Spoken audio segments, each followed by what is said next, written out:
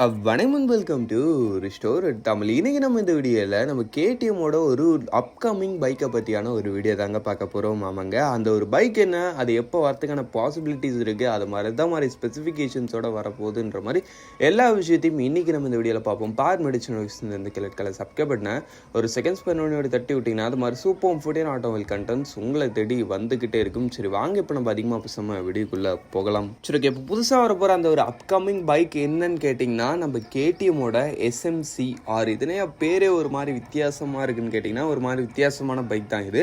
First விஷயம், இது நம்மளோட இந்தியன் மார்க்கெட்டில் வரப்போகிறதுக்கு வாய்ப்பு இருக்குன்ற மாதிரி நீ எதை வச்சு சொல்கிறேன்னு கேட்டிங்கன்னா இதோடைய ஸ்பை ஷாட்ஸ் மூலமாக தான். ஆமாங்க, ஃபர்ஸ்ட் டைம் இந்தியாவில் இந்த வெஹிக்கிளை வந்து ஆன் ரோட் டெஸ்ட் பண்ணியிருக்காங்க. அது ஒரு சில ஸ்பை ஷாட்ஸுமே நம்மளுக்கு வந்திருக்கு. பார்த்தாலே தெளிவாக தெரியுது இது வந்து கேடிஎம்மோட ஒரு அப்கமிங் வெஹிக்கிள். இது வந்து நம்ம பஜாஜோட பிளான்ட்டில் தான் இதை மேனுஃபேக்சர் பண்ணுறாங்கன்றப்ப இனிமேல் கூட இன்னும் ஒரு பாசிபிலிட்டிஸ் இருக்குது. இது அதிகபட்சம் இந்தியாவில் வந்து நம்மளுக்கு லான்ச் ஆகிறதுக்கான பாசிபிலிட்டிஸ். இந்த ஒரு வெஹிக்கிளோடைய ஒரு யூனிக்கான ஒரு விஷயம்னு பார்த்தீங்கன்னா, ஃபஸ்ட்டு விஷயம் இந்த வெஹிக்கிளோடைய டிசைன் பொறுத்தளவுக்கு உங்களுக்கு ஃபஸ்ட்டு பார்த்தோன்னே தெரியும். ஃப்ரண்ட்டில் நல்ல ஒரு பெரிய அப்சைட் டவுன் ஃபோக்கஸ் சஸ்பென்ஷன், நல்லா ட்ராவல் உள்ளது கொடுத்துருக்காங்க. எல்லாம் மட்காடியும் எடுத்துகிட்டு போயிட்டு உங்களுக்கு மேலே வச்சுருக்காங்கன்றப்போ இது நிச்சயமாக ஒரு ஆஃப் ரோடர் வெஹிக்கிள்ன்றது உங்களால் பார்த்தோன்னே கெஸ் பண்ண முடியும். ஆமாங்க, இது ஒரு ஆஃப் ரோடர் வெஹிக்கிள் தான். பட் ஆனால் இது வந்து சூப்பர் மோட்டோ செக்மெண்ட்டில் வரக்கூடிய ஒரு பைக்காக இருக்கலான்ற மாதிரி சொல்கிறாங்க.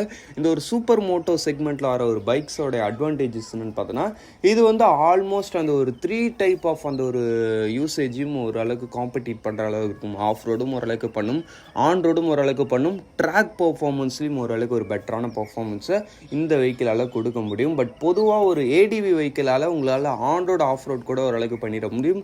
பட் ட்ராக்கில் வந்து ஏடிவி வந்து அந்த அளவுக்குலாம் பெஸ்ட்டாக பர்ஃபார்மன்ஸ் பண்ணாது. பட் ஆனால் இது வந்து ஒரு சூப்பர் மோட்டர் செக்மெண்ட்டில் இருக்கக்கூடிய ஒரு வெஹிக்கிள்ன்றப்ப இது வந்து அந்த ஒரு 3 டைப் ஆஃப் ரோட்ஸ்லையும் ஒரு பெஸ்ட்டான ஒரு பர்ஃபார்மன்ஸை கொடுக்குன்ற மாதிரி சொல்கிறாங்க.